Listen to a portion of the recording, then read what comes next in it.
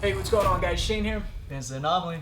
Today we're going to take a look at Vince's most recent pro MMA fight. He's now 5-0, and in his most recent fight, he took his opponent out in the second round with a rear naked choke. We want to break down some of the techniques, some of the strategies that he did in this fight, talk about what was going on in his head while it was happening, and just pretty much break it down for you guys so you can see exactly move for move what went down.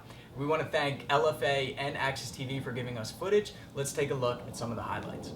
Before Mike Kendall hit the ring announcements, Cachero looked at me and said, "Watch this." That's awesome.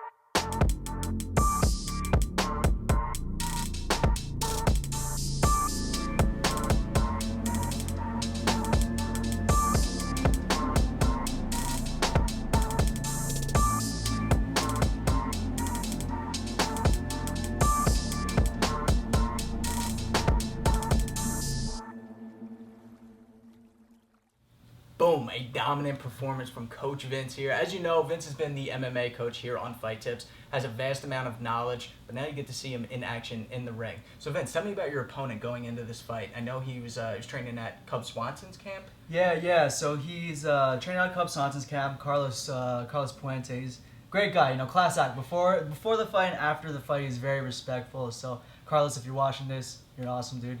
But you know, he's a solid fighter. He's 6-1. He was coming from that Cub Swanson's camp and you know, that hybrid TJ Dillashaw camp that they got going on there. Right. So I knew that he was going to be a great opponent.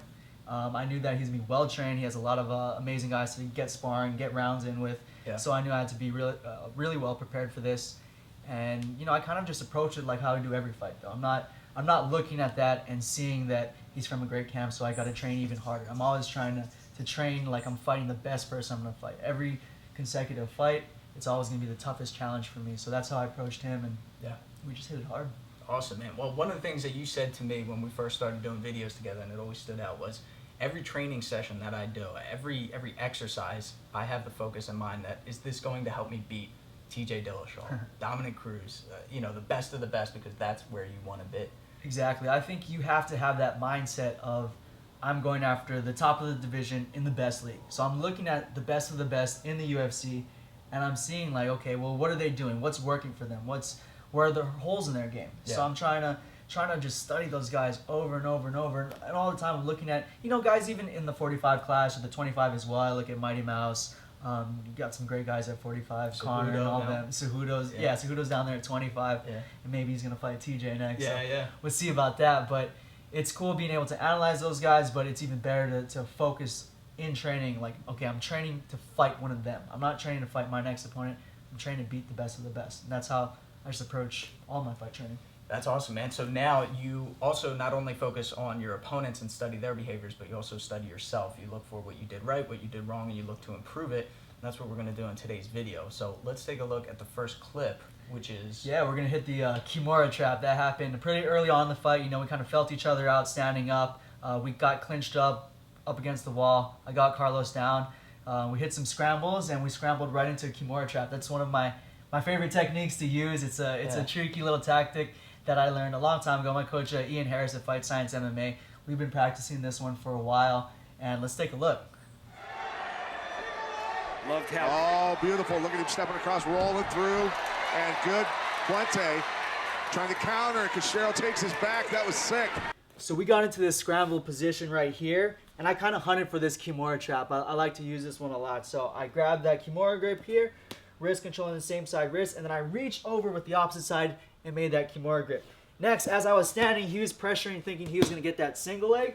I stick my leg right in between his, and I'm going to toss him over my head. And I'm going to roll, and I can get on top, either mount, or if he continues to stay on his back, I'm going to get his back. Whatever happens there, whatever reaction this guy does, you're going to end up on top as long as you're pressing in with that grip. So there's a lot of little details, and maybe this is going to be a fightTIPS video later on. Ooh, I'm excited.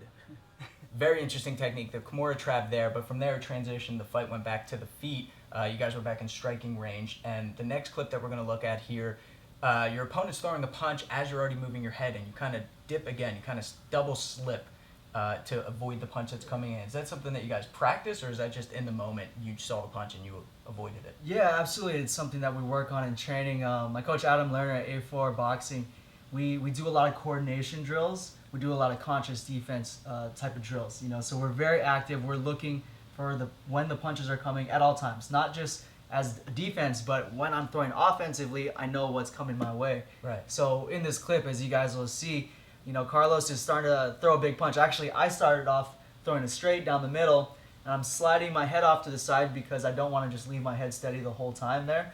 So just in case he throws a punch in my face, I'm already out of the way. But I noticed Carlos's elbow kind of came out wide. So he was throwing a little bit more of a wider shot at me, right. At which point I started slipping the punch, and then I kind of dipped my head down right at the very end to almost do like a double slip sort of thing. Yeah. And, watching this over, I didn't even notice it when it was happening in the cage. I was like, oh, man, that's cool. That's cool work right there. I did a good job. Yeah. It was something that my coach pointed out to me afterwards. But, that's definitely like when you drill something, when you repeat it over and over again, you're able to just put it into your body. It just happens. So when I'm in there, when I'm flowing, I guess it just happened. You're in that flow state. Well, here you go, guys. Take a look.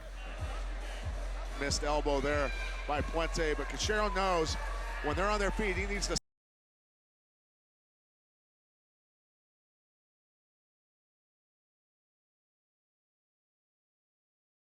So as I go to throw my right, I'm already slipping. So if a straight punch is coming at me, I'm going to slip out of the way and land my punch. But I noticed he brought his elbow out wide, so he was coming a little wider there, and at the very last second, I dipped again. It's a very slight movement, but as you guys saw in the video, I kind of dipped, and then did a little fast dip right after that. Awesome. Love that. Having defense in your offense, keeping your head off the center line, and then adjusting again mid-slip if you have to. Now, you're not someone who likes to move backwards, I've noticed. A lot of lateral movement, a lot of forward pressure. In this next clip that we're going to look at here, you were kind of smelling blood. You hurt your opponent. You were moving forward, rushing him with punches. Walk us through what happened next.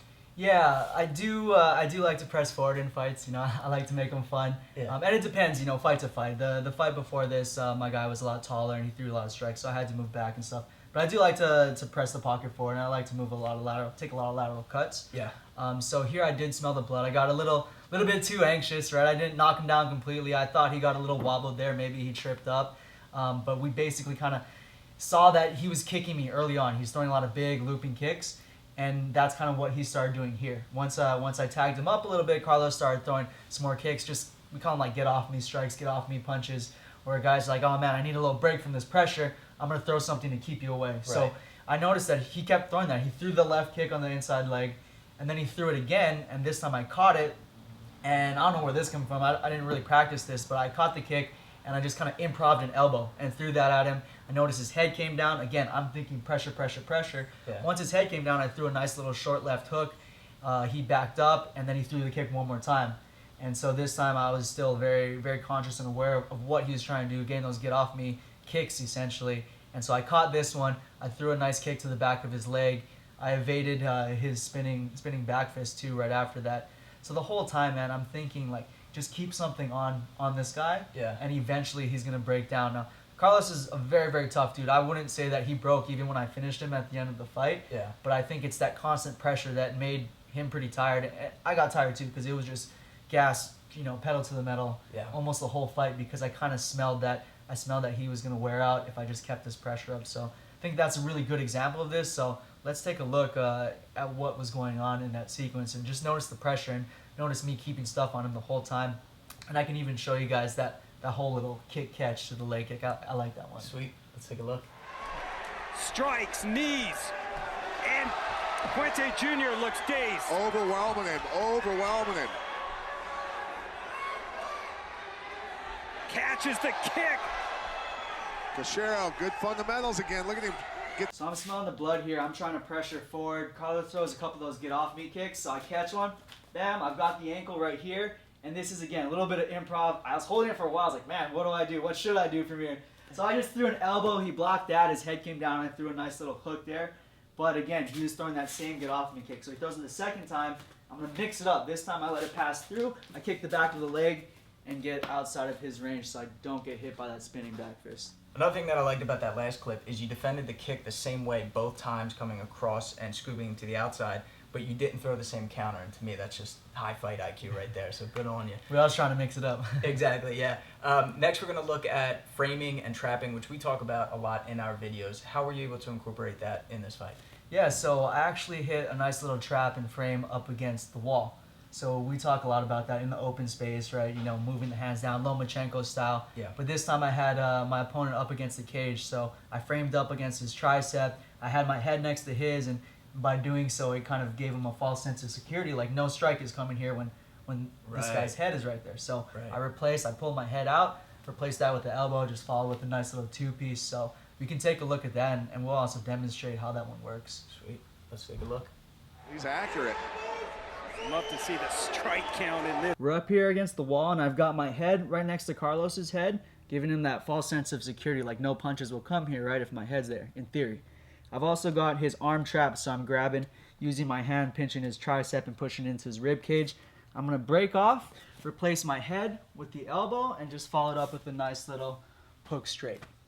All right, let's take a look at some groundwork again. So you dominated on the feet. When you're on the ground, you pretty much dominated there as well. But he was able to use some tricky defense using the wall. Walk us through that. Yeah, so I mean, I felt like I took over most of that fight, but Carlos did some great things in there. One of them was a sneaky little wall walk he used. When I was in the mount position, he snuck around, he got his hips up high, he threw his leg over me, and he reversed me. And, you know, that was cool. Props to him. That was a nice little move. It's something that we work on a lot with Ian at Fight Science. And, you know, I just didn't have the awareness in that moment to know where he was walking me kind of towards the wall, and he was getting his legs up. And plus, he's really flexible. He likes to throw all those high kicks with his legs. Yeah. So he had that flexibility to walk up the wall and throw his leg over me. So let's take a look at that. And as you guys are watching this right now, notice how Carlos is getting his hips up high, and then he's using that leverage to throw his leg over. The main thing for me, if I'm trying to defend that, I don't want his feet up against the wall. Doesn't matter whether we're in side control, I'm on mount, whatever it is. As soon as my opponent walks his feet up the wall and gets his hips up high, he's creating some leverage to kind of shuck me off or reverse it or create a nice scramble. So whenever you have someone there and you're working on the ground, you're in top control, just be sure you know where their legs are at all times. You know that they're not trying to walk up the wall. And if they are, secure that position and try to pull them off the wall, or turn and put your body in between their feet and the wall. That's kind of what I always tend to do when I'm doing wall work. Awesome. Cool. Let's take a look at the clip. Puente the entire time. Elbow gets through from Cachero. Oh, nice job. He's got a great sweep. So Carlos did a great job, like I said, of walking his feet up the wall. And while I was worried trying to, punch him in the face, finish this fight, he got his hips up high and he threw his leg over and created a nice little scramble. It almost looked like I was trying to go for the armbar. I really wasn't. I was trying to stay on top, but that wall work, that wall walk is sick. And it's important to incorporate things like that when you're working jiu-jitsu up against the wall, because you can utilize this. This is like extra mat space for you. Yeah. So get your feet up on the wall, get your hips up high, and try to factor that in next time you guys are grappling near a wall. I think we need a video on how to defend against someone walking up the wall. Let's do it. We'll keep it in mind. Let's do it. All right, guys, so we're actually joined by Coach Adam Lerner, who is Vince's boxing coach. Adam, tell us a little bit about what happened when Vince got caught with a head kick. Yeah, I think everybody in the crowd and most people at home probably thought that the kick landed. I think I did too. Yeah. I thought it did. Yeah. But as we figured out during and even after, I saw that he rolled with it, and I saw that his reaction immediately after really wasn't anything, which means that there was at least no impact there, nothing significant, right? So you know that there was nothing solid, so what did he do? So initially I thought he just went with the energy, which takes all the power out of the shot. So if that kick is landing on the side of his head and he just flows, then it's taking all the power away. If his head stays still, you've got serious impact. Or if he moves into it, that's worse. What we didn't notice is that one of the things that we drill all the time and we work on all the time, which is that conscious defense and what we call offhand awareness, also happened there. So his left hand was too low for him to be able to actually get that thing up close to his face, but his right hand was pretty close. So as he went with the energy of the strike and that strike was coming across his face, he actually slid that right hand up and caught just a piece of that kick with his right hand, simultaneous to flowing with the energy of the strike, which took all the power away, which is why he immediately popped right back and started attacking again. Awesome. Thank you for sharing. Guys, take a look at the clip. Junior's corner yelling neck uppercuts kick. to the body, and he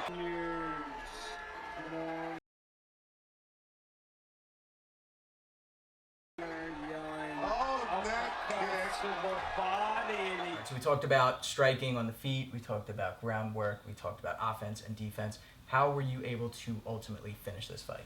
Yeah, so I got Carlos down again in the middle part of the second round, and throughout this whole section of the grappling, I knew I didn't want to let him up. Okay, I couldn't let him get out of it this time. I wanted to go for the kill. I knew he was tired, I was tired too, so I wanted to finish. And what I did was we got into the side control position, and I was setting up a north-south choke. I was actually going for a sneaky little darce. Maybe we'll show that to you guys at some point. Yeah. But as I was going for that setup, I noticed his legs were going down, and I used it as a setup to take the mount positions. He's tightening it up, got his body pushing against that nice step over. That was a complete diversion. Threatened the choke and then step over to mount. Beautiful. So I took the mount. I got that going for me, and Carlos starts to turn a little bit, and then I hop onto his back and started to sink in the rear naked choke. Now, if you guys looked at the rear naked choke defense video we've done here at fightTIPS, we'll link that up. I did it wrong the first time. So I got my hooks in, everything was going great, and I tried to slide my hand in behind his head so that he couldn't pull my upper arm off. But sometimes it's hard with these MMA gloves, they're kind of thick. So I reached over the top of his head, and I was trying to finish the choke there. You know, again, props to Carlos, very tough guy. He fought that off by defending and grabbing my hand and pulling it off. And so I stayed on his back. I knew I couldn't make that same mistake. So we got around. I kind of pulled my leg out. I shifted him over to the other side. I threw in that choke one more time. And this time I was able to hide my hand a little more. It wasn't completely behind his head where I would like it to be. Yeah. But, you know, again, it's pretty hard with the MMA gloves because they're thick, they're big gloves, and it's hard to get them behind the head. But luckily, I got that in there, and I got the finish. Got the tap. Nice. Let's take a look. To go. Nice job, Cachero. Look at his legs, look at his feet. He's That reaching. looks tight. Over and out. Wow, hell of a fight. There you have it, Vince the Anomaly, now 5-0. Congratulations, Vince. Thank you, brother, for representing fightTIPS. You look great in there, man. It was a great fight, great times. LFA, thank you so much for having me. That's 3-0 now in the LFA, 2 finishes in the LFA, and I'm excited for what's next. Yeah, what is next, man? What do you guys want to see? What do you feel is going to happen? What do you want to happen? What's next? Man, there's so many different options right now. Yeah. I mean, undefeated, so there's title shot or maybe a title eliminator with LFA. Maybe there's contender series. Maybe there's UFC. Who knows? The Tough House, right? Yeah, Tough House. Yeah. So there's a lot of things going on. I don't know, man. You guys can check out my Instagram page. Let me know my latest post. And let me know in the comments over there. Tag Dana White or whoever. Yeah. Where you want to see me and what happens next. I'm curious to know what you guys want to see. Hey, man, I think we need to start a campaign and get you on Dana White's radar, get you in the UFC. Hey, man, again, I'm proud of you. Good work. Great job. And thank you for being on fightTIPS, man. Of course, man. I appreciate being here. I appreciate all of you guys, too. I mean, I'm getting a lot of good questions in the comment sections. Yeah. So keep them coming, and we'll keep turning out new tutorials. And anything, too, you guys want to know about fight psychology, things like that, that's my specialty. So let me know what you guys want to see. And once again, thank you so much to AXS TV and LFA for letting us use the footage. You guys can check them out on their social accounts. We'll link them up down below. Yep. Until then, I'm Shane. I'm Vince. fightTIPS for the underdogs.